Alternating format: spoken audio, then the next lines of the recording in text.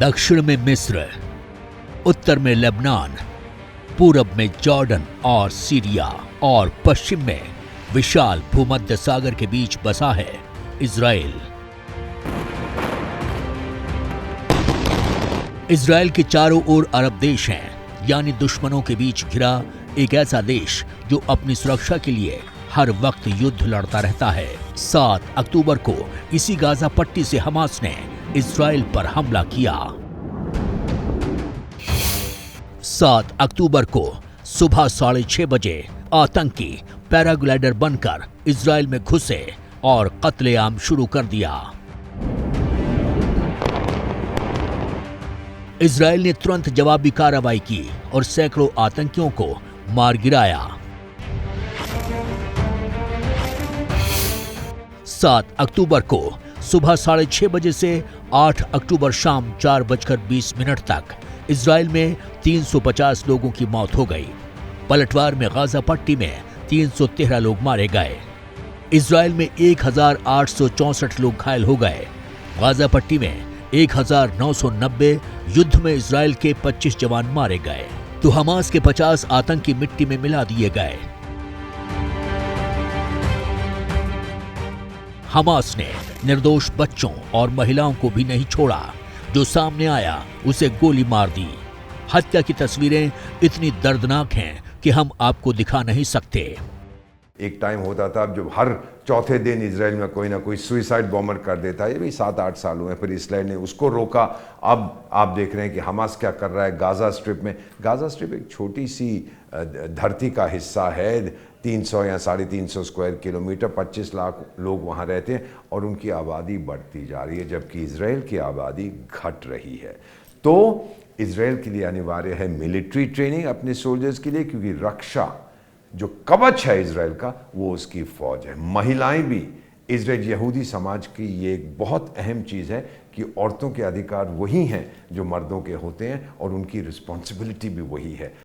कहा जा रहा है कि इस युद्ध के पीछे सिर्फ हमास नहीं है, बल्कि इजराइल विरोधी देश पीछे से हमास की मदद कर रहे हैं। इसलिए इजराइल की सुरक्षा की चिंता बढ़ी है। देश को संकट में देख इजराइल के विपक्षी नेता और पूर्व प्रधानमंत्री यायर लैपिड भी सरकार के साथ खड़े हो गए और हमास के आतंकियों को मिटाने का ऐलान कर दिया। लैपिड ने कहा कि देश अपने दुश्मनों के खिलाफ एकजुट है।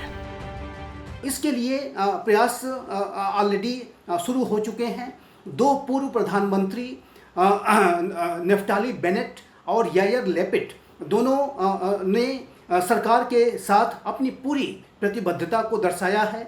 यहाँ तक कि यायर लैपिड ने ये भी कहा है कि यदि सरकार की तरफ से कोई एक संयुक्त सरकार को बनाने की कवायद की जाती है, एक यूनिटी गवर्नमेंट को बनाने की कवायद की जाती है, तो वो उसका जो है पार्ट बनना चाहेंगे।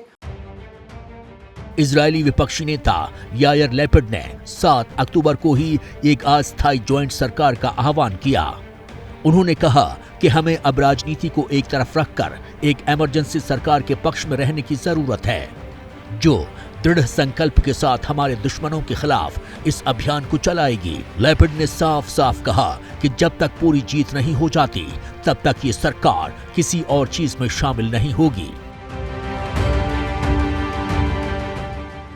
युद्ध के इस मौके पर लैपिड ने ऐलान किया कि उन्होंने नेतन्याहू के साथ राजनीतिक लड़ाई को बंद कर दिया है और अब जंग सिर्फ दुश्मनों से है।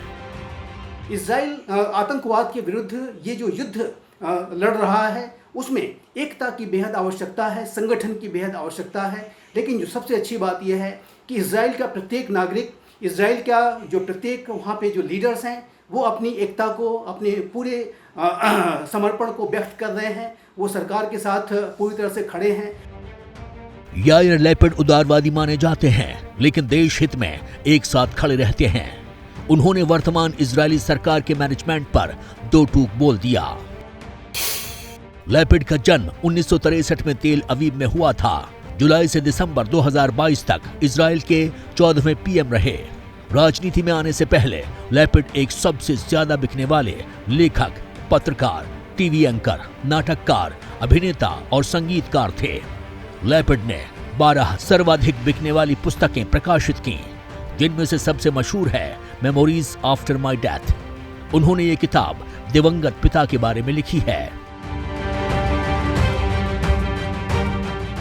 लेकिन सबसे बड़ी बात है कि लैपिड भी इजराइल की सेना में काम कर चुके हैं। लैपिड वायु रक्षा कोर में तैनात थे, लेकिन स्वास्थ्य प्रोफाइल कम होने के बाद बम्हाने चले गए।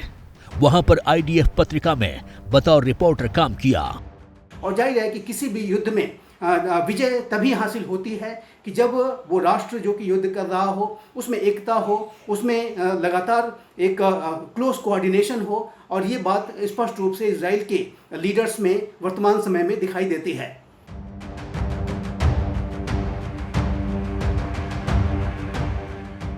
लैपिड इजराइल के मध्यम वर्ग के बीच लोकप्रिय हैं।